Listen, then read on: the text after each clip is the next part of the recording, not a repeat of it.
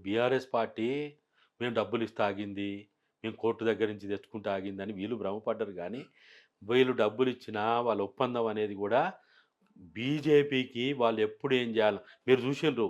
పార్టీలోంచి ఎళ్ళిపోతా అంటే గూడా కవితను అరెస్ట్ చేయకపోతే, కేసీఆర్ మీద కేసులు పెట్టకపోతే, కాళేశ్వరాన్ని మనం బయటికి తీసుకురాకపోతే ఆ!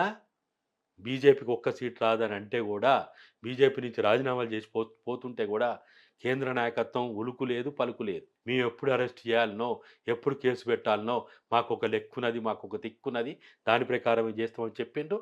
ఇది చేసిర్రు. కవితమ్మని గనుక అరెస్ట్ చేసుంటే, బీజేపీకి 20 సీట్లొచ్చేది, ఎమ్మెల్యే సీట్లని మనమే అన్నాం గదా! హ్మ్. తెలంగాణలో అందరూ మాట్లాడుకున్నారు గదా!